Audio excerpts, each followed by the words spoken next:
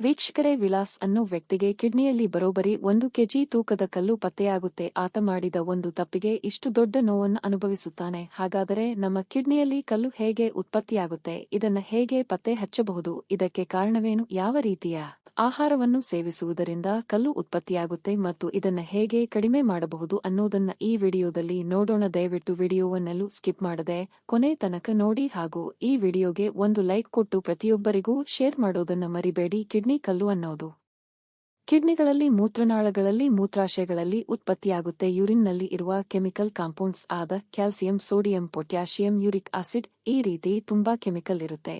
ಒಂದು ವೇಳೆ ಯೂರಿನ್ನಲ್ಲಿ ಇದರ ಮಟ್ಟ ಹೆಚ್ಚಾಗಿ ಇದ್ದರೆ ಯೂರಿನ್ನಲ್ಲಿ ಇರುವ ಕಣಗಳೆಲ್ಲ ಬೆರೆತು ಹೋಗಿ ಕಲ್ಲಿನ ರೀತಿ ಗಡ್ಡೆ ಕಟ್ಟುತ್ತೆ. ಇವು ದಿನ ಕಳೆದಂತೆ ಬೆಳೆಯುತ್ತಾ ಹೋಗಿ ದೊಡ್ಡ ಕಲ್ಲಾಗಿ ಬದಲಾಗುತ್ತೆ. ಸಾಮಾನ್ಯವಾಗಿ ಕಿಡ್ನಿಯಲ್ಲಿ ಕಲ್ಲು ಬರುವುದಕ್ಕೆ 80ರಷ್ಟು ಕ್ಯಾಲ್ಸಿಯಂ ಆಕ್ಸೈಡ್ ಕಾರಣ. ಯೂರಿನಲ್ಲಿ ಇತರೆ ಕಣಗಳಿಂದ ಕಲ್ಲು ಬರೋದು ತುಂಬಾ ಕಮ್ಮಿ. ಕೆಲವು ಕಲ್ಲುಗಳು ಬ್ಯಾಕ್ಟೀರಿಯಾ ಇನ್ಫೆಕ್ಷನ್ ಕಾರಣದಿಂದ ಮಿನರಲ್ಸ್ ಆದ ಮೆಗ್ನೀಷಿಯಂ, ಅಮೋನಿಯಂನಿಂದ ಬರುತ್ತೆ. ಕಿಡ್ನಿಯಲ್ಲಿರುವ ಕಲ್ಲುಗಳು ಅವು ಇರೋ ಜಾಗದಿಂದ ಹೊರಬರುವವರೆಗೂ ಅವು ಇವೆ ಅಂತ ನಮಗೂ ಕೂಡ ತಿಳಿಯುವುದಿಲ್ಲ. ಕಿಡ್ನಿಯಲ್ಲಿರುವ ಕಲ್ಲುಗಳು ಕಿಡ್ನಿಯಿಂದ ಮೂತ್ರನಾಳಗಳ ಕಡೆ ಹೋದಾಗ ಕಲ್ಲಿನ ಸುತ್ತ ಇರೋ ಚೂಪಾದ ಆಕಾರಗಳು ಮೂತ್ರನಾಳಗಳನ್ನು ಚುಚ್ಚುತ್ತೆ. ಈ ರೀತಿಯಾದಾಗ ಅದಕ್ಕೆ ಸಂಬಂಧಪಟ್ಟ ನರಗಳು ಭಯಂಕರವಾದ ನೋವಿನ ಸಿಗ್ನಲ್ಸ್ ಅನ್ನು ನಮ್ಮ ಮೆದುಳಿಗೆ ಕಳಿಸುತ್ತೆ. ಆ ಕಲ್ಲುಗಳು ಮೂತ್ರನಾಳಗಳಿಗೆ ಚುಚ್ಚುವುದರಿಂದ ರಕ್ತ ಬಂದು ಆ ರಕ್ತ ಯೂರಿನ್ನಲ್ಲೂ ಕಾಣಿಸಿಕೊಳ್ಳುತ್ತೆ. ಈ ರೀತಿ ನಡೆದಾಗ ಯೂರಿನ್ನಲ್ಲಿ ರಕ್ತದ ಜೊತೆ ವಾಂತಿ ಕೂಡ ಆಗುತ್ತೆ. ಕೆಲವೊಮ್ಮೆ ಹೊಟ್ಟೆನೋವು ಕೂಡ ಕಾಣಿಸಬಹುದು. ಒಂದು ವೇಳೆ ಕಿಡ್ನಿಯಲ್ಲಿ ಕಲ್ಲು ದೊಡ್ಡದಾಗಿ ಇದ್ದು ಮೂತ್ರ ಬರದೇ ಇರೋ ರೀತಿ ಮೂತ್ರನಾಳಗಳನ್ನು ಬ್ಲಾಕ್ ಮಾಡಿದ್ರೆ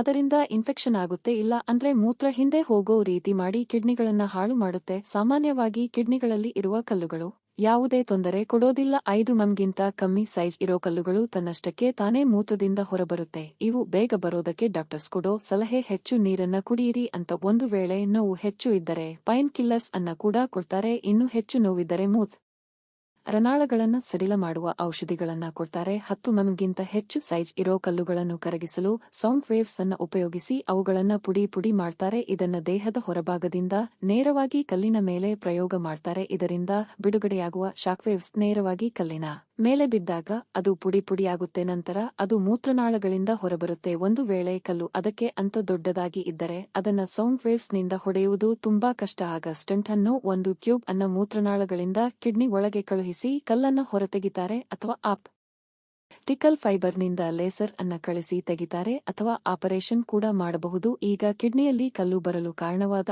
ಆಹಾರಗಳು ಯಾವುದು? ಅವು ಬರದೇ ಇರಲು ಏನು ಮಾಡಬೇಕು ಅಂತ ನೋಡೋಣ. ನಾವು ಮೊದಲೇ ತಿಳಿದುಕೊಂಡ ಹಾಗೆ ಕಿಡ್ನಿಯಲ್ಲಿ ಕಲ್ಲು ಬರಲು 80ರಷ್ಟು ಕ್ಯಾಲ್ಸಿಯಂ ಆಕ್ಸೈಡ್ ಕಾರಣ. ಆದ್ದರಿಂದ ಆಕ್ಸೈಡ್ ಹೆಚ್ಚಾಗಿರುವ ಆಹಾರವಾದ ಆಲೂಗಡ್ಡೆ, ಬೀಟ್ರೂಟ್, ನಟ್ಸ್, ಹಾಲು, ಸೊಪ್ಪು ಈ ರೀತಿ ಆಕ್ಸೈಡ್ ಹೆಚ್ಚಾಗಿರುವ ಪದಾರ್ಥಗಳನ್ನ ತೆಗೆದುಕೊಳ್ಳಬಾರದು ಮತ್ತು ಸೋಡಿಯಂ ಹೆಚ್ಚಾಗಿರುವ ಆಹಾರವನ್ನು ಕೂಡ ಹೆಚ್ಚಾಗಿ ಸೇವಿಸಬಾರದು. ಸೋಡಿಯಂ ಅನ್ನೋದು ಉಪ್ಪಿನಲ್ಲಿ ಇರುವ ಒಂದು ಭಾಗ. ನಾವು ತಿನ್ನೋ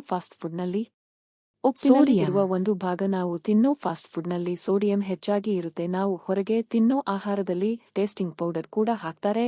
ಈ ರೀತಿಯ ಫುಡ್ಸ್ ಅನ್ನು ನಾವು ತಿಂದರೆ ಖಂಡಿತ ಫಾಸ್ಟ್ ಆಗಿ ಕಿಡ್ನಿಯಲ್ಲಿ ಕಲ್ಲು ಬರುತ್ತೆ. ಒಂದು ವೇಳೆ ನೀವು ಹೆಚ್ಚಿನ ಮಟ್ಟದಲ್ಲಿ ಮಾಂಸವನ್ನು ಸೇವಿಸ್ತಾ ಇದ್ರೆ ಅದನ್ನ ಸ್ವಲ್ಪ ಕಡಿಮೆ ಮಾಡುವುದು ಉತ್ತಮ ಮತ್ತು ಹೆಚ್ಚಿನ ಮಟ್ಟದಲ್ಲಿ ನೀರನ್ನ ತೆಗೆದುಕೊಂಡರೆ ಕಿಡ್ನಿಯಲ್ಲಿ ಹೆಚ್ಚಾಗುವ ಕಣಗಳನ್ನು ಅದು ಕರಗಿಸಿ ಕಲ್ಲುಗಳು ಬರದೇ ಇರುವ ಹಾಗೆ ಮಾಡುತ್ತೆ. ಕಿಡ್ನಿಯಲ್ಲಿ ಬರುವ ಕಲ್ಲುಗಳು ಕ್ಯಾಲ್ಸಿಯಂ ಇದ್ದರೂ ಕ್ಯಾಲ್ಸಿಯಂ ಇರೋ ಆಹಾರವನ್ನ, ಪಾನೀಯಗಳನ್ನ ತೆಗೆದುಕೊಳ್ಳುವುದು ತುಂಬಾ ಒಳ್ಳೆಯದು. ಯಾಕೆ ಅಂದ್ರೆ ಕ್ಯಾಲ್ಸಿಯಂ ಆಕ್ಸೈಡ್ ಅನ್ನ ಬಂಧಿಸಿ ಅದನ್ನ ಕಿಡ್ನಿಯವರೆಗೆ ಹೋಗದಂತೆ ನೋಡಿಕೊಳ್ಳುತ್ತೆ. ನಿಮಗೆ ಈ ವಿಡಿಯೋ ಇನ್ಫಾರ್ಮೇಟಿವ್ ಅನ್ಸಿದ್ರೆ ದಯವಿಟ್ಟು ಕೆಳಗಡೆ ಕಾಮೆಂಟ್ ಮಾಡಿ ತಿಳಿಸಿ ಹಾಗೂ ಈ ವಿಡಿಯೋಗೆ ಒಂದು ಲೈಕ್ ಕೊಟ್ಟು ಪ್ರತಿಯೊಬ್ಬರಿಗೂ ಶೇರ್ ಮಾಡೋದನ್ನ ಮರಿಬೇಡಿ.